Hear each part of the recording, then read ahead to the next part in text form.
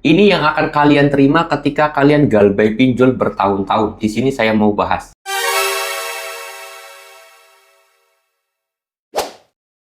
Assalamualaikum warahmatullahi wabarakatuh, teman-teman semuanya. Pada kesempatan video kali ini saya ingin membahas yang akan terjadi ketika kalian itu galbay bertahun-tahun. Karena ada juga yang menanyakan hal itu kepada saya, Bang, gimana sih Bang pengalaman galbay bertahun-tahun itu? Terus kemudian yang kedua, ada juga teman-teman yang lain itu sharing bareng sama saya, yaitu ketika beliau galbay lebih dari 1 tahun atau bahkan bertahun-tahun ya teman-teman semuanya. Dan di sini saya mau ceritakan kronologisnya dari pertama galbay sampai bertahun-tahun itu apa yang akan terjadi. Oke, di sini saya mau bahas ya. Dan saya langsung spill aja. Kalau galbay lebih lama itu ternyata lebih tenang, lebih enjoy daripada ketika kita baru galbay, teman-teman. Ini berdasarkan cerita dari teman-teman yang lain dan juga berdasarkan pengalaman ya. Ini saya mau bahas. Jadi, ketika kita baru galbay, kita akan mengalami yang namanya stres, depresi, ya kita bingung mau ngapain dan kita semuanya pokoknya serba ketakutan. Itu yang terjadi ketika kalian baru galbay. Kok bisa, Bang? Ya, karena di 1 bulan pertama kita melakukan galbay atau telat bayar, itu bakalan banyak banget telepon yang masuk, chat yang masuk, terus kemudian juga WA yang masuk, SMS, email, semuanya berisi tekanan, ancaman, teror, intimidasi, ditakut-takutin, itu semua isinya. Wajar aja kalau kita baru pertama kali galbay atau baru telat, itu banyak sekali teroran, yang mana mengakibatkan banyak sekali nasabah yang stres, yang depresi, yang sudah nggak mau makan, dan yang lain sebagainya. Itu ketika baru galbay. Nah, ketika di 2 bulan ini biasanya didatangin DC, ada juga yang 1 minggu didatangin DC, itu bermacam-macam variasinya ya teman-teman semuanya itu. Dan yang ke 3 bulan langsung aja. Ke 3 bulan ini bisa dikatakan mulai sedikit menurun teman-teman. Masalah sistem penagihan, masalah teror dan intimidasi, ancam-ancaman itu sudah mulai berkurang banget setelah 3 bulan ke atas. Kenapa kok bisa seperti itu? Karena yang terjadi adalah pinjol tersebut sudah memprediksi bahwa nasabah ini sudah telat 3 bulan dan dia tidak mencicil sedikit pun. Berpotensi sekali nasabah ini nggak bakalan bayar. Jadi saya lebih baik telepon dulu atau ngecek ke nasabah yang ada potensi bayarnya. Akhirnya pinjol tersebut nggak ngubungin kalian. Kalaupun ngubungin ya entah 1 minggu 2 kali, berbeda dengan nasabah yang baru aja. Nah, akhirnya dia fokus kepada nasabah-nasabah yang baru telat bayar itu. Itu berarti 3 bulan. Lalu kemudian ke 6 bulan ke atas, itu kita sudah bahkan sangat jarang sekali dihubungin, teman-teman. Nah, disinilah poin 6 bulan ke atas ini menjadi hal yang menarik menurut saya. Karena satu, kita itu sudah berpotensi, paling 1 bulan itu ya hanya 3 kali dihubungin oleh DC.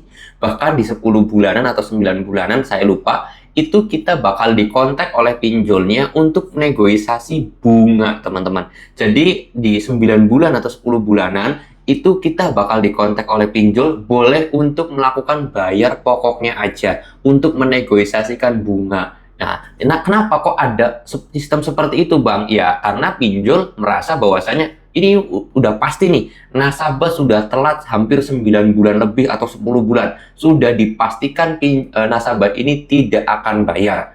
Daripada saya itu kehilangan semua uang, bunga, pokok, denda, dan yang lain sebagainya, lebih baik saya mau ambil pokoknya aja deh, siapa tahu mau bayar. Akhirnya pinjol tersebut menawarkan kepada nasabah tersebut, udah, gimana kalau kita negosiasi bunga aja, kamu cuman bayar pokoknya aja sekian sama dendanya sekian.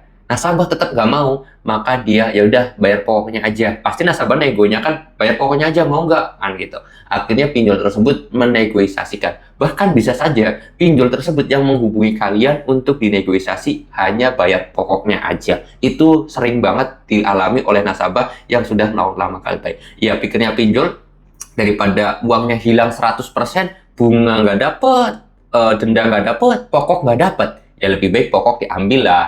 Bunga sama denda nggak diambil, nggak apa-apa. Yang penting kita nggak rugi, kan gitu. Pikirnya pinjol ya pasti seperti itu ya teman-teman semuanya. Nah, itu setelah kita galbay lebih dari 6 bulan. Nah, lalu ketika sudah 1 tahun, ya sudah, pinjol sudah pasrah dan juga ya sudah, pinjol tersebut ya sudah, mau nggak mau itu dikatakan kita kehilangan uang di nasabah itu karena sudah 1 tahun. Tetapi seiring berjalannya waktu ada aja pinjol yang masih mau menawarkan negosiasi bunga tersebut atau dendanya. Sudah bayar pokoknya aja tapi dibayarnya dicicil pula. Misal hutang kalian itu pokoknya aja 5 juta. Udah kamu bayar pokoknya aja. Kalau sama bunga kan misalkan sampai 10 juta. Sekarang kamu bayar pokoknya aja 5 juta. Kalau kamu nggak punya uang 5 juta, nggak apa-apa. Boleh dicicil dengan 1 juta, tapi bayar pokoknya aja. Boleh. Itu yang akan terjadi, teman-teman. Dan kalau masalah ancaman, teror, terus kemudian telepon yang bertubi-tubi, itu sudah tidak ada lagi di 1 tahun kalian galbay. Jadi, ternyata kalau galbay lebih lama lebih enak dong, Bang. Ya, bisa dikatakan enak, bisa dikatakan enggak juga. Kenapa? Ya, yang nggak tahu juga pengalamannya orang-orang tuh seperti itu dan kita-kita juga seperti itu ya teman-teman semuanya. Jadi mungkin buat teman-teman semuanya yang sedang mengalami fase baru pertama kali galbay, jangan takut, jangan panik karena itu semuanya hanyalah ancaman belaka yang mereka lakukan. Yang dulu udah galbay bertahun-tahun ini sekarang mereka juga pernah mengalami yang namanya teror, intimidasi, mau diancam dibunuh lah, mau disebar data lah, apalah, itu semuanya sudah dialami ya teman-teman semuanya. Dan sekarang sudah 1 tahun lebih ya sudah mereka enjoy aja, fokus usaha, fokus kerja, fokus cari rezeki, fokus cari usaha yang berkah, yang melimpah gitu ya. Dan saya juga titip pesan kepada teman-teman semuanya, kalau sedang mencari rezeki, jangan pernah lupa terhadap sang pemberi rezeki. Itu aja sih pesan saya buat teman-teman semuanya. Saya mau tutup dulu video ini dengan kata Assalamualaikum warahmatullahi wabarakatuh. Mudah-mudahan video ini bisa bermanfaat, dan kalau kalian merasa video ini bisa bermanfaat, silahkan di-share ya videonya.